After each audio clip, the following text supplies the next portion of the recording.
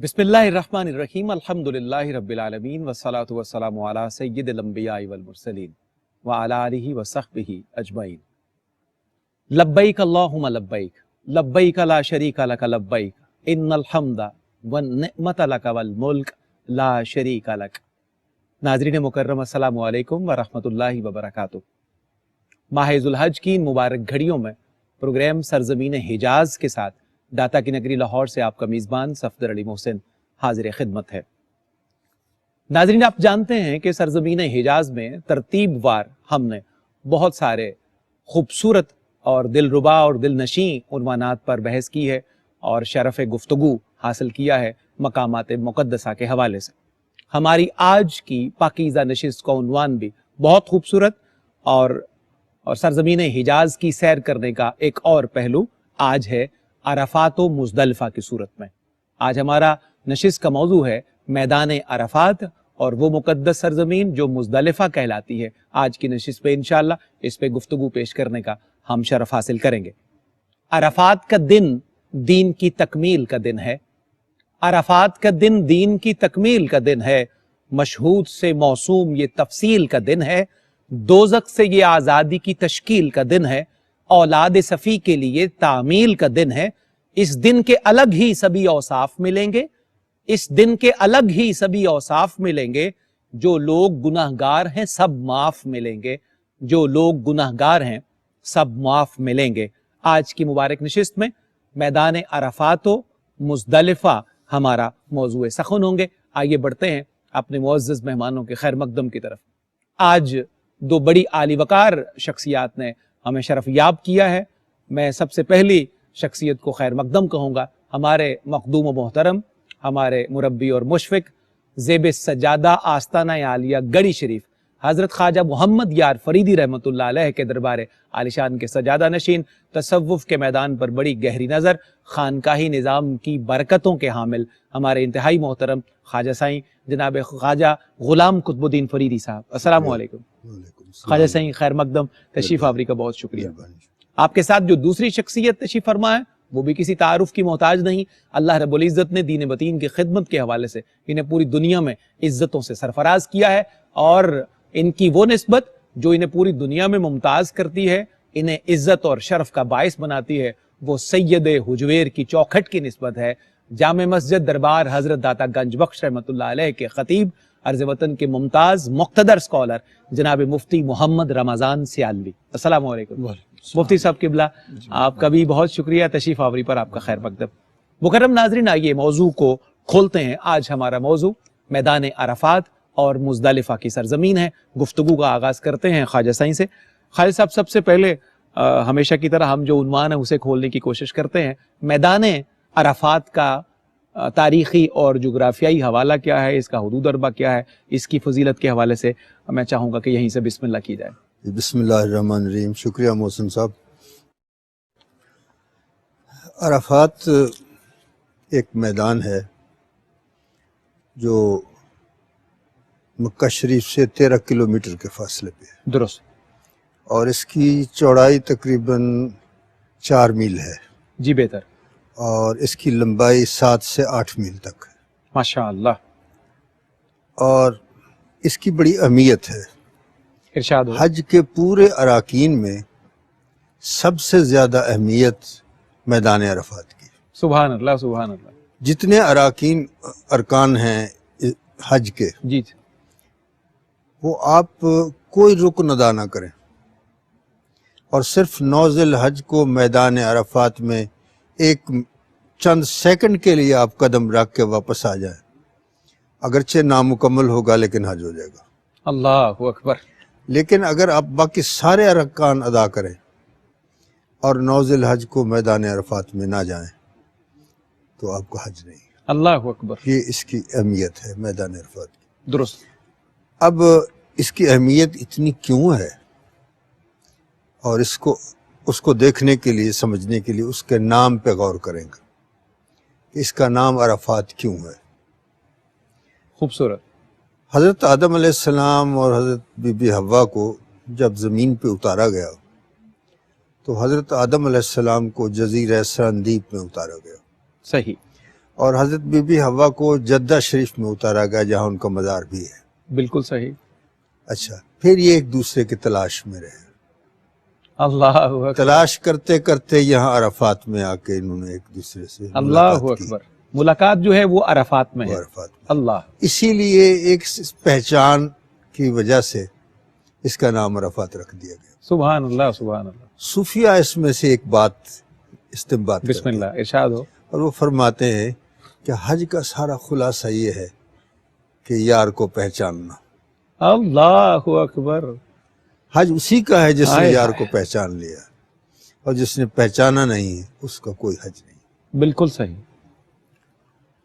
بہت شکریہ خواجہ صاحب, آپ نے بہت اچھی بنیاد ہمیں فراہم کر دی گفتگو کو آگے بڑھانے کے لیے. مفتی صاحب میں بھی چاہوں گا کہ اسی حوالے سے مزید آپ اس میں کچھ ایڈ اپ کرنا چاہیں. جی تو بہت شکریہ. میدان حضرت پیر عرفات صاحب نے بڑی خوبصورتی سے اس کے حدود اربع اور اس کی وجہ تسمیہ کا احاطہ کیا ہے.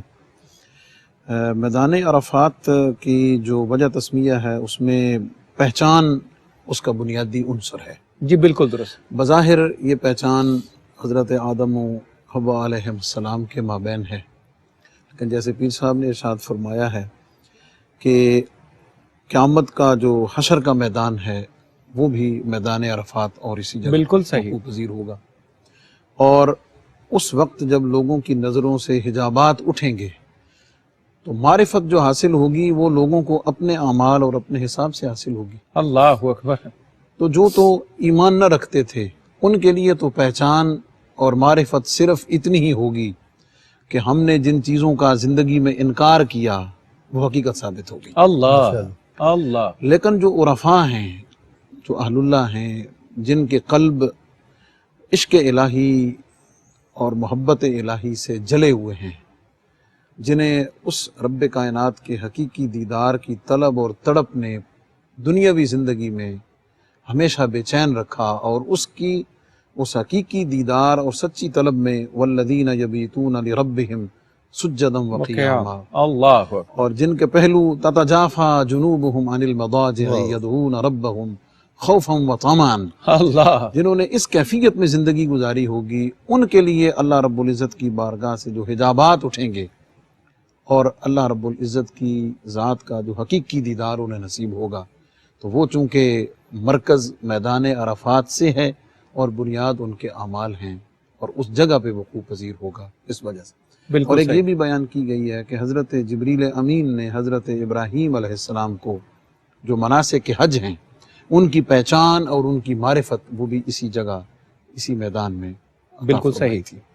اور یہ بھی یاد رہے کہ جہاں تک وقوف عرفات کا تعلق ہے نوز الحجہ کو جیسے پیر صاحب نے ارشاد فرمایا ہے, تو اس میں بھی اگر ہم وقوف کرنے والوں کے احوال پہ اگر غور کریں جنہیں یہ سعادت حاصل ہوئی ہے اللہ ان اکبر. ایام میں, تو اس میں بھی اس کا جو حقیقی عنصر ہمیں نظر آتا ہے وہ اس وقت معرفت الہی نظر آتا ہے. اللہ رب العزت کی معرفت اور اس کی حقیقی پہچان نظر آتا ہے جو اس خاص لمحے میں عطا ہوتا ہے.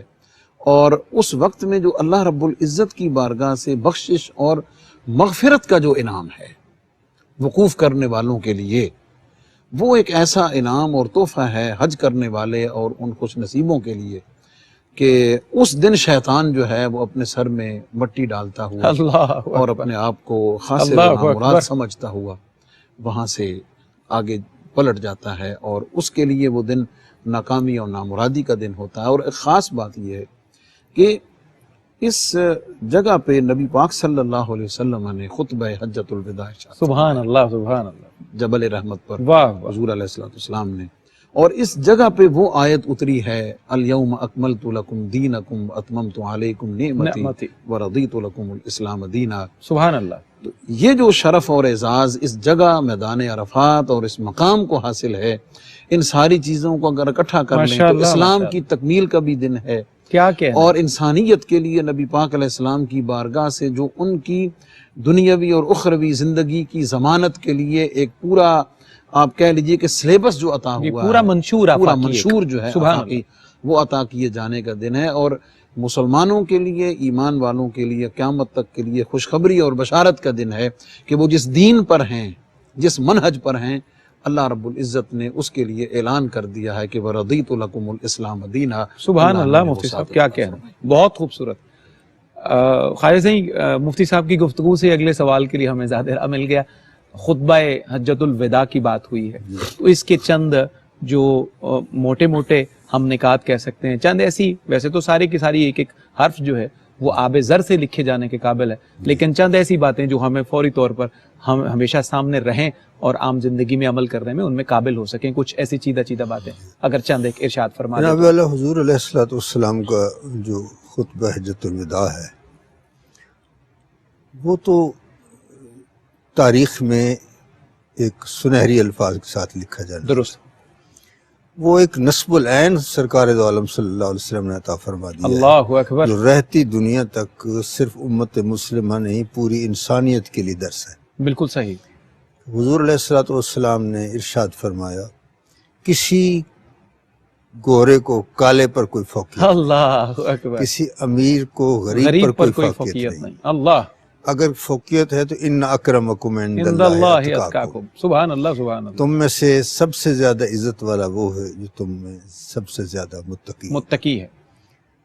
اور یہ جو سبق تھا، یہ جو درس تھا حضور علیہ الصلوۃ والسلام کا، یہ ایک ایسا معیار ہے حکومت کرنے کا اور ایز اے انسان، انسانیت نوازی کا اور انسان بننے کا جو سبق ہے وہ سرکار دو عالم صلی اللہ علیہ وسلم نے اس میں عنایت سبحان اللہ. فرمایا. اور اس عرفات میں، میدان عرفات میں جو برکتیں، رحمتیں اللہ تبارک و تعالیٰ کی طرف سے نازل ہوتی ہیں کا یوم ولدتہ امہ، اللہ وہ ایسے ہوتا ہے جیسے اس کی ماں نے اس کو آج ہی جنا ہے. اللہ اکبر. یہ ہم چونکہ جتنے لوگ وہاں پہنچتے ہیں یہ اس ذات کے دروازے پہ بیٹھے ہوئے ہیں. بالکل صحیح. اور جب صوفیہ فرماتے ہیں جب آپ کسی دروازے پہ بیٹھے ہیں نا، اگر وہ دروازہ ہے تو ایک دن ضرور کھلے گا. بھائی سبحان اللہ سبحان یہ اللہ. کون کھڑا دربار ہمارے، آہا. کبھی تو صاحب پوچھے گا. ہاں ہاں ہاں ہاں. تو ہم اس کے دروازے پہ کھڑے ماشاء ہیں، اللہ ماشاء اللہ. تو وہ انشاءاللہ ہمیں وہ ضرور نوازے گا، ضرور عنایت فرمائے گا. سبحان اللہ. اور حضور علیہ الصلوۃ والسلام نے اس میں یہ بھی ارشاد فرمایا کہ شاید یہ میرا آخری خطبہ ہے، اس کے بعد میں حج نہیں کر سکوں گا. اللہ حضور علیہ الصلوۃ والسلام نے پیشگی ارشاد فرمایا اور پھر سب کو یہی درس دیا، یہ سب کو یہی تبلیغ کی کہ کوئی کسی کو کوئی فوقیت نہیں ہے، اللہ. اور اگر فوقیت ہے تو تقویٰ کے اعتبار سے. بہت خوبصورت خواجہ صاحب. مکرم ناظرین، پروگرام کے پہلے حصے میں ہمیں میدان عرفات کے حوالے سے، جغرافیہ، اس کا حدود اربع، اس کا محل وقوع، فضیلت اور اکرام کے حوالے سے ہمارے دونوں اسکالرز نے بہت خوبصورتی سے ارشاد کیا. یہاں پروگرام میں ایک مختصر سا وقفہ ہے اور خواجہ صاحب کے اس جملے کے ساتھ میں وقفے کی طرف بڑھ رہا ہوں جس میں آپ نے فرمایا کہ سخی کے دروازے پر بیٹھا رہنا ہی سائل کی شان ہے، کبھی نہ کبھی انشاءاللہ وہ دروازہ ضرور واہ ہوگا اور سخی ضرور مہربان ہوگا. ایک مختصر سا وقفہ. ناظرین، ایک دفعہ پھر آپ کا خیر مقدم ہے پروگرام سرزمین حجاز میں. ہمارا آج کا موضوع سخن ہے عرفات و مزدلفہ. مجھے بڑھنا ہے قبلہ مفتی صاحب کی جانب. مفتی صاحب قبلہ، جبل رحمت ایک ایسا مقدس مقام جس کو بچہ بچہ جانتا ہے میدان عرفات کے حوالے سے، اس عزت والی سرزمین کے حوالے سے. تو جبل رحمت کے حوالے سے آپ ہمیں کچھ آگاہی دیجئے. یہ جو مقدس پہاڑ ہے اس کی فضیلت کیا ہے اور اس کا تعلق، اس کی نسبت کس کس طریق سے ہے، ارشاد ہو.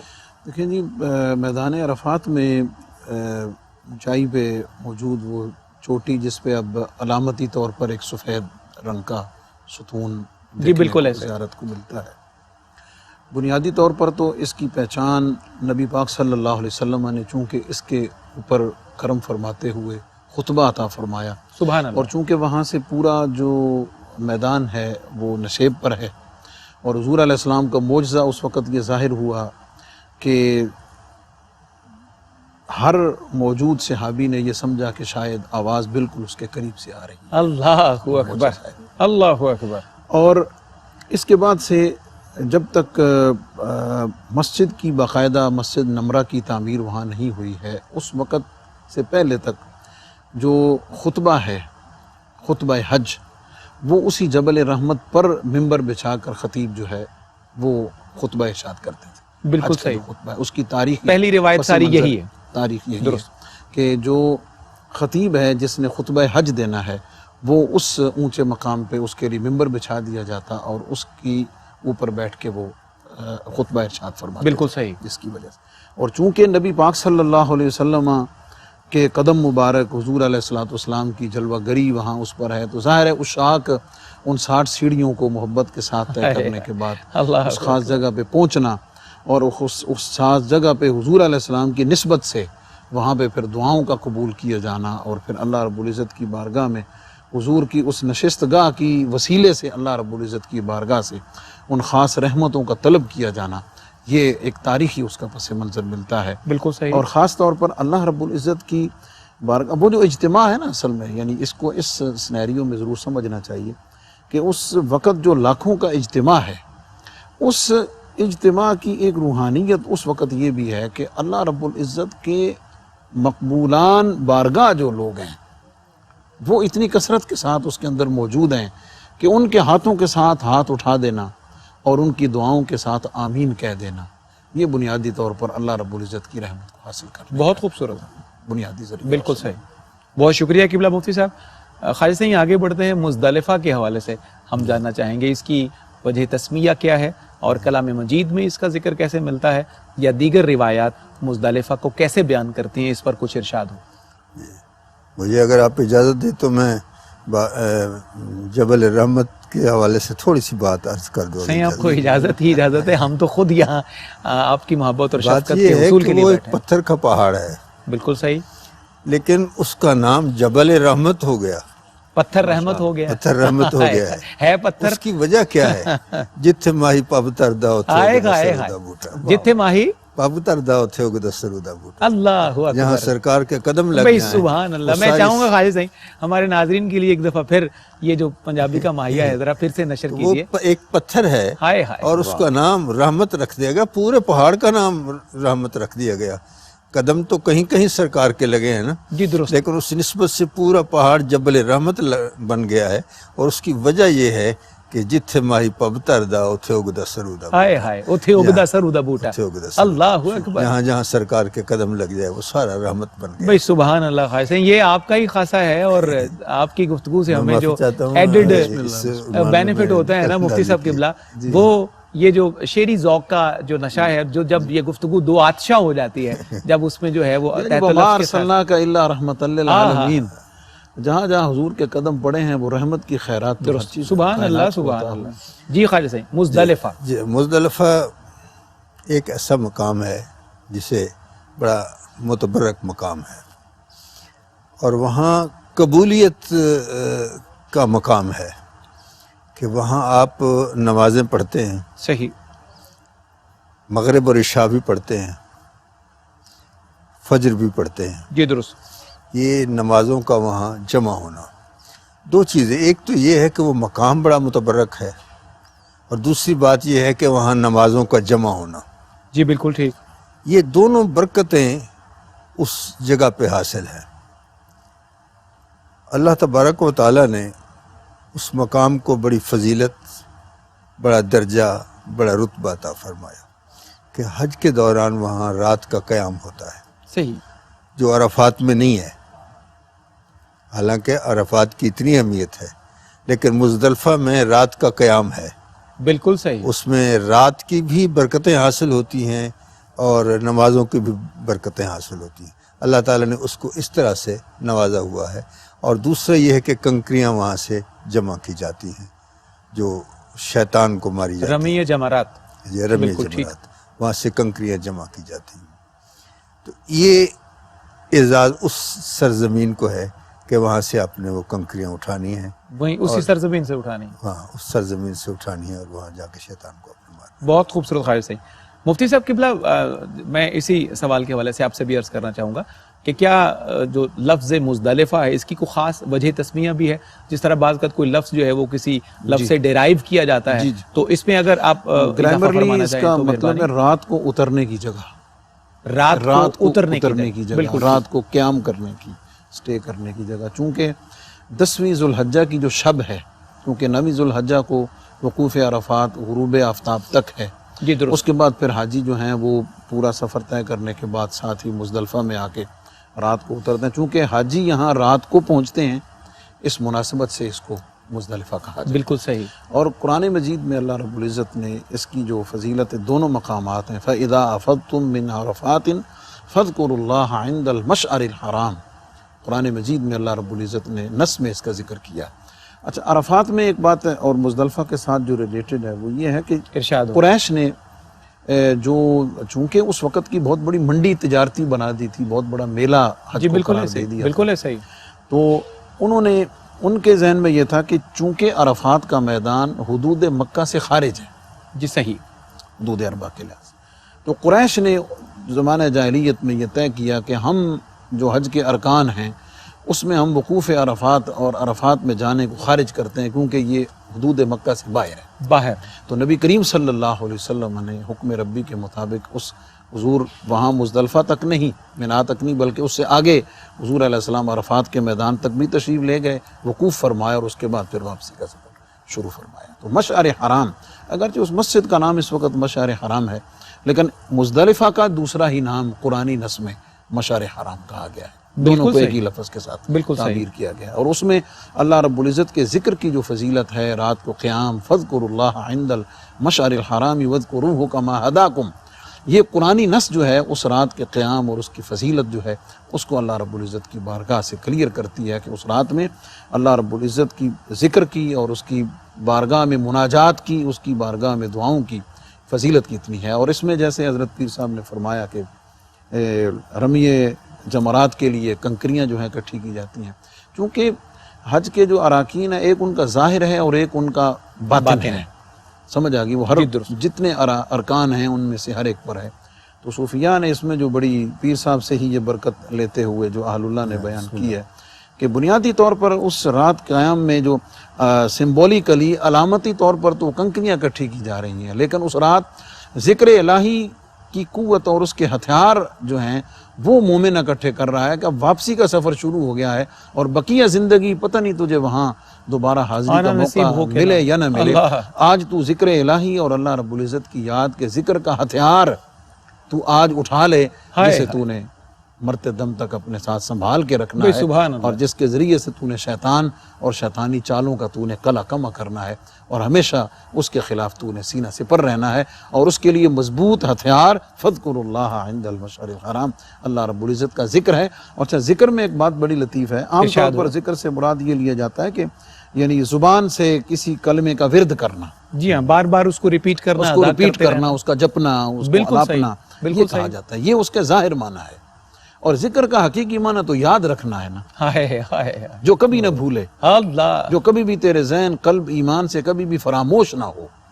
تو اس کی مشق جو ہے اور وہ ہتھیار جو ہے کہ جب بھی تیرے سامنے کوئی کام آئے، مشکل آئے یا آسانی آئے، بھلائی کا ہو یا شر کا ہو، فذکر اللہ، اللہ کو ہمیشہ یاد رکھو. اللہ اکبر. اللہ یہ اس کی تاریخی اور اس کی مطلب حقیقی اس کی پس منظر ہے کہ رات کو اترنے کی جگہ ہے اور ذکر جو ہے وہاں اس رات کا ذکر اذکار وہ ہتھیار ہے اور اس میں اللہ رب العزت کی بارگاہ میں اپنی عجز و نیاز اور دعاؤں کا نذرانہ پیش کرنا ہے، جس میں حاجی اس رات کو اللہ رب العزت کی اور 3 نمازیں جیسے پیر صاحب نے فرمایا کہ مغرب و عشاء جو ہے وہ ظاہر ہے وہاں پہ آ کے اکٹھی پڑھی جاتی ہے اور پھر فجر پڑھ کے وہاں سے نکلا جاتا ہے.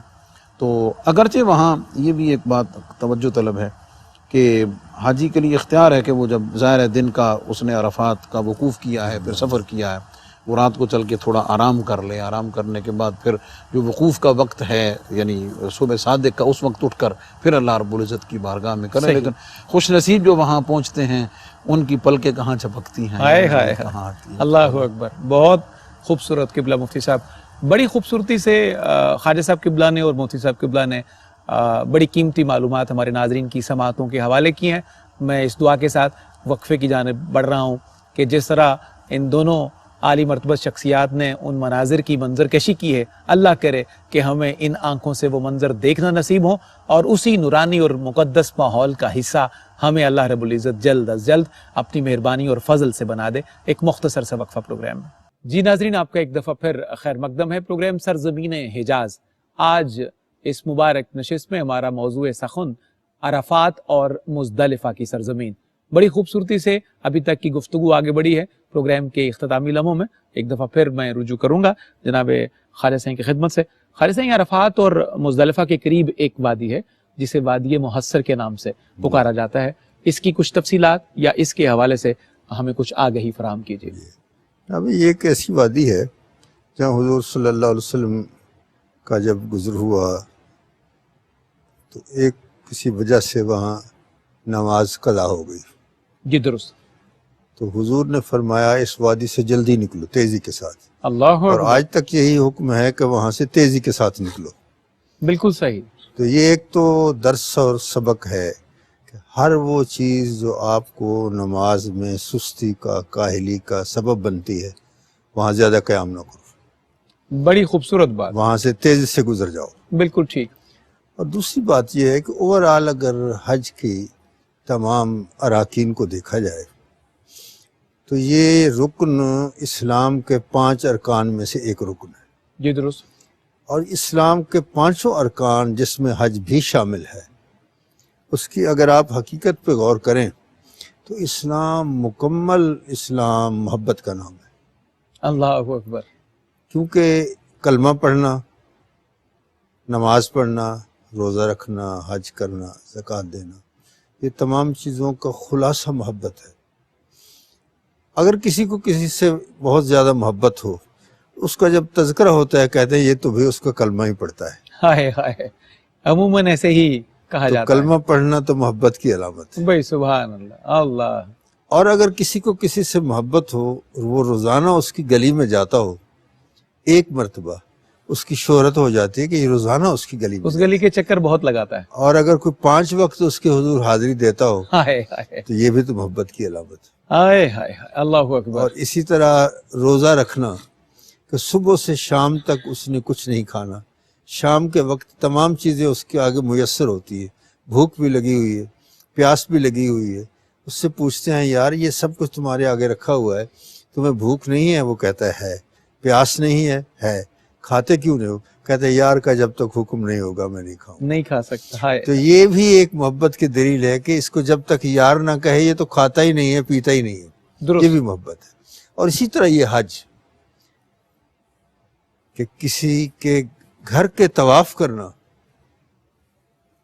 ये भी मोहब्बत की वजह से। सुभान अल्लाह सुभान अल्लाह। तो ये सब चीज़ें मोहब्बत से होती है। तो इस्लाम पूरे का पूरा मोहब्बत का नाम है।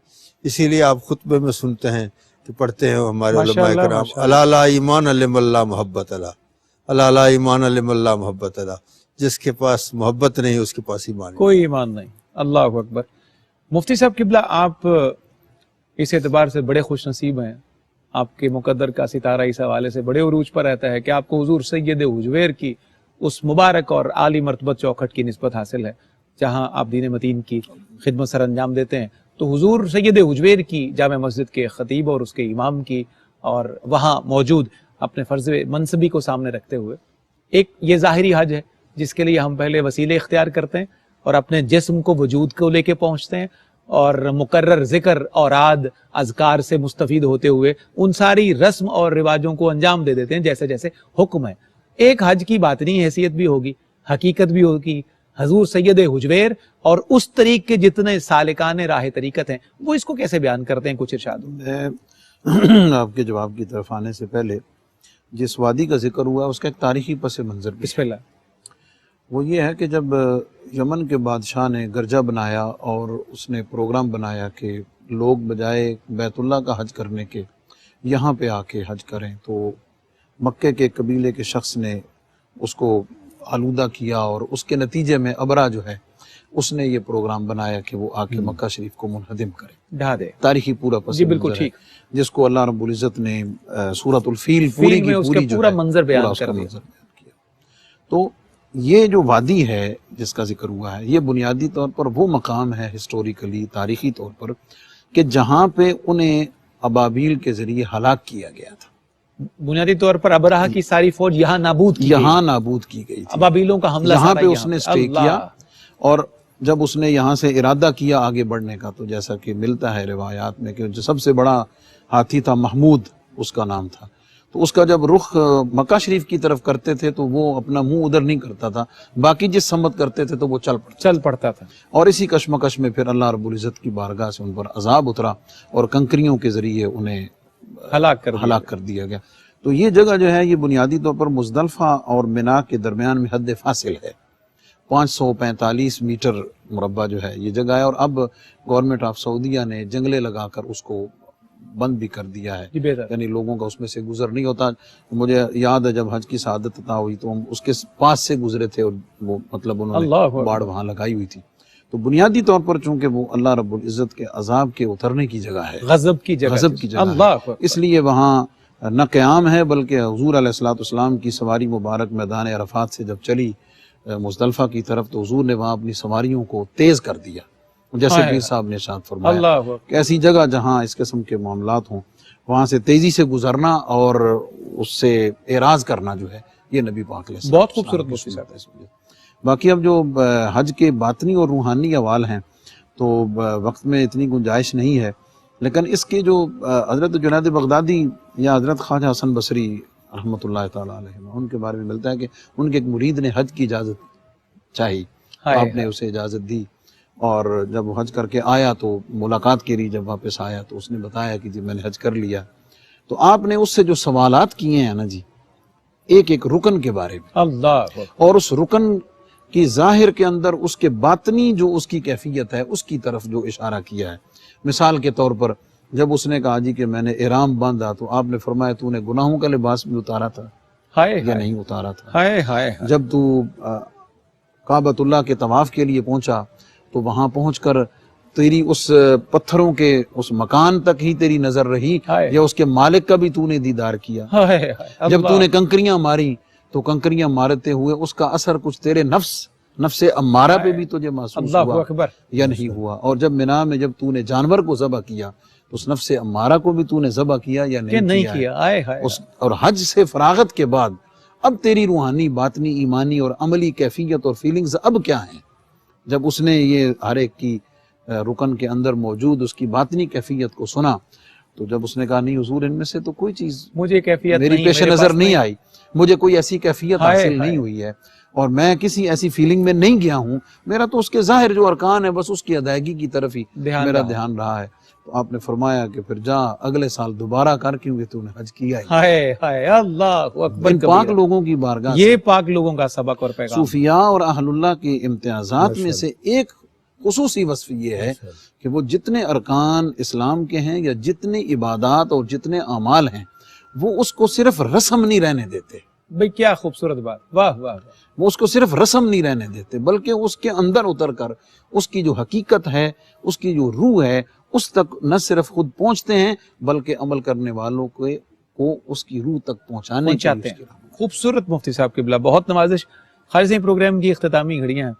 آپ صوفی مشرب ہیں، خانقاہی نظام کے حامل ہیں، اور میں چاہتا ہوں اس حوالے سے جس طرح قبلہ مفتی صاحب نے بہت خوبصورت روایت سے ہمیں بڑا قیمتی سبق دیا، تو جاتے جاتے پیغام کی صورت میں ایک صوفی مشرب ہونے کے اعتبار سے اور اپنے اجداد اسلاف کی لنگر اور خیرات کا جو سلسلہ ہمارے ناظرین تک آپ کیسے پہنچاتے ہیں آج اس نشست کے پیغام؟ علامہ اسماعیل حقی رحمۃ اللہ تعالی علیہ ایک واقعہ لکھتے ہیں، ارشاد ہو. وہ فرماتے ہیں کہ ایک آدمی حج کے لیے روانہ ہوا، اس کا چھوٹا بچہ تھا. اس نے کہا ابا جان کہاں جا رہے ہیں؟ اس نے کہا میں بیت اللہ کی زیارت کے لیے جا رہا ہوں. اس نے کہا مجھے بھی ساتھ لے جائیں. بچے نے کہا، اس نے کہا بیٹا تم کیا کرو گے؟ اس نے کہا آپ نے کہا ہے نا میں بیت اللہ کی زیارت کروں گا، یعنی اللہ کے گھر کی زیارت کروں گا، میں گھر والے کی زیارت کروں گا. اللہ اکبر. تو اس کو لے کر روانہ ہو گیا. جب وہ نگاہ پڑی کعبہ شریف پر تو اس نے کوئی دعائیں مانگنی شروع کی اور ساتھ ہی دیکھا بچے کو تو بچہ نے اپنی جان آفرین کی سپرد کر دی. اللہ اکبر. وہ بڑا حیران ہوا. اس نے کہا یا اللہ یہ میرا بچہ آیا تھا زیارت کرنے کے لیے، کوئی تکلیف نہیں تھی، کچھ نہیں تھی، اس کو یہ کیا ہوا کہ یہ فوت ہو گیا؟ تو حاطف غیب نے آواز دی. اس نے کہا انت طلبت البیت فوجدتہ. اللہ اکبر. تجھے گھر کی تلاش تھی، اس کے گھر گھر کی، والے کی تلاش. اس کو گھر مل گیا، اس کو گھر والے کی تلاش تھی، اس کو گھر والا مل گیا. اللہ اکبر. تو یہ تلاش اور جستجو پہ ہے کہ جو جس طرح کی جستجو کرے گا اسی طرح اس کو وہ حاصل ہوگا. تو آپ جس نیت سے وہاں جائیں گے وہی کچھ پائیں گے. زندہ باد. اگر وہ سبحان آپ اللہ. بیت اللہ کی تلاش کریں گے تو بیت اللہ ملے گا، اور اگر اس ذات کی تلاش کریں گے تو پھر وہی ذات ملے گی. بہت اور خوبصورت. سوری، عارف رومی نے حج کے بارے میں فرمایا ہے کہ دل بدستاور کے حج اکبر است. اکبر است. ہائے ہائے. کسی کے اللہ. دل کو اپنا کر لینا ہائے حج ہائے. اکبر یہی ہے. حج اکبر. اور از ہزاراں کعبہ یک دل بہتر است. سبحان اللہ. ہزاراں کعبہ سے یہ ایک دل بہتر ہے بہتر ہے. جو کسی کے دل کو آپ اپنا کر لیں، سبحان اللہ. یا سبحان اپنا اللہ. کسی نو کر لے یا آپ کسی اللہ ہو بے لیا. کیا کہنے بات خواجہ ہے. صحیح. مکرم ناظرین، ہماری آج کی پاکیزہ نشست اپنے اہتمام کی طرف بڑھتی ہے. میدان عرفات و مزدلفہ اور اس سے تمام متعلقہ مقامات کے حوالے سے بڑی قیمتی باتیں ہمارے ناظرین کی سماعتوں کے حوالے کی گئیں. میں بہت شکر گزار اپنے معزز مہمانوں کا، جناب خواجہ سائیں غلام قطب الدین فریدی صاحب، جناب مفتی محمد رمضان سیالوی صاحب قبلہ، بہت شکر گزار آپ کا. میں ناظرین آپ کو یہ بتاتا ہوا رخصت کا طلبگار ہوں گا کہ ہمارا جو اگلی نشست کا سلسلہ ہے وہاں جو قیمتی ترین موضوع آپ کے سامنے ہم حوالے کریں گے آپ کی سماعت کے، میں پیشگی آپ کو بتاتا چلوں، وہ موضوع حضور رحمت عالم صلی اللہ علیہ وسلم کے دیار نور کا ہے. وہ قریہ مصطفیٰ کریم صلی اللہ علیہ وآلہ وسلم ہے، یعنی شہر مدینہ، وہ عزت والی سرزمین جو حضور علیہ السلام کی نسبت سے پوری دنیا میں ممتاز ہوئی، وہ کائنات کا مرکز اور محور بنی. انشاءاللہ اسی پر بہت قیمتی معلومات انشاءاللہ آپ کی سماعتوں کے حوالے کریں گے. آج کی نشست اپنے اختتام کو پہنچتی ہے. آپ کا میزبان صفدر علی محسن اجازت کا طلبگار. اگلی نشست پہ انشاءاللہ سرزمین حجاز کے ساتھ پھر آپ سے ملاقات ہوگی. والسلام علیکم ورحمۃ اللہ وبرکاتہ.